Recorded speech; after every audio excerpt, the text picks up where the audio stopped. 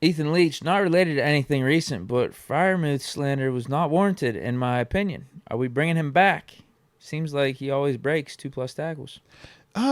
Think about it like this. No, I don't think there's been a ton of Muth slander. I think the thing is this though.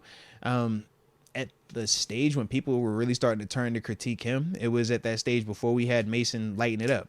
He was in the part of it where we criticizing everything. You looking into everything. So when the numbers, offensively aren't what we want them to be, you started to look and say, okay, well, why are his numbers not what they should be? How is his availability?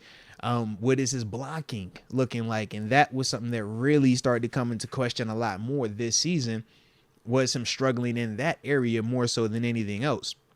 So when you throw, him missing time again, numbers a little bit off again, and him struggling blocking the way that he struggled at times, that was why. But obviously the reason why you still keep him and why he's still a valuable asset is because what you see in the Seattle game where he could take a 3-yard catch, make 2 guys miss, and take it for 18.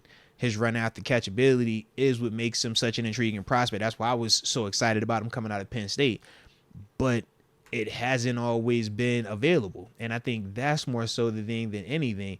He can't dictate who plays quarterback, so we know some of that isn't on him. But in terms of just the availability part, that's valid. And like we said, this year in terms of the blocking part, that's valid. But at the same time, all them things could be true, and he could still be a very dynamic player with the ball in his hands, which we also see. So, yeah, I don't think that it was necessarily not warranted, but I don't think it's the end-all, be-all where you're like, man, we're not trying to bring him back or, you want to cut ties. I don't think we're at that stage just yet either. Yeah, I think that would be the stupidest thing. Yeah. One of the stupidest things we could do this offseason if we cut ties with Muth. I don't even think that's part of the conversation, is it? Not at all. Not at all. That's the first time I'm hearing it. I guess there's fans that want to get rid of Muth? No, I think just because people have criticized his blocking specifically, I think people have criticized his numbers being a little bit down this year specifically. He's been hurt.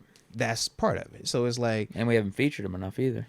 So when they say the slander, I think it's just when you're at that point before Mason came in here and started playing the way that he did. Remember, everybody was under fire. Everybody had George Pickens. We forget George Pickens. The convo was, should we trade him? Yeah, I traded him 2 weeks ago. Should we trade him? 2.5, 3 weeks ago. Like, literally, that was the convo, man. But Mason has shifted all of that in a different direction. So for a move, he was also getting in part of that when we're going through them evaluations of, well, who else? What about this dude? Well, if it ain't Kenny, well, what about that guy then? All right, if it ain't Kenny, well, what about this dude? That's what the quarterback situation. How you doing though? Like you said, we ain't tripping on none of that right now because that position is playing like it's supposed to. It just makes everything better. Think about it, bro.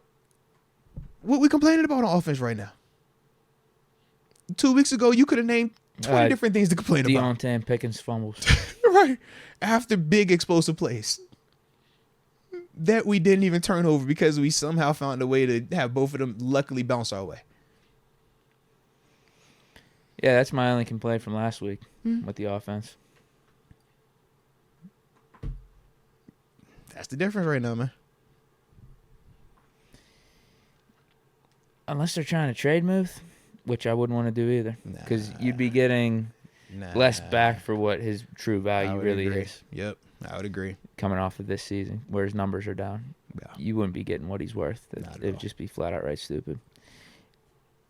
2 years ago, he was a top 6 tight end, top 5 tight end. That was the year with him and Dawson. He had like 700 yards. Yeah. And he's capable of even more than that. Yeah. He could reach that top 3-4 threshold, be a Pro Bowl tight end. Mm-hmm.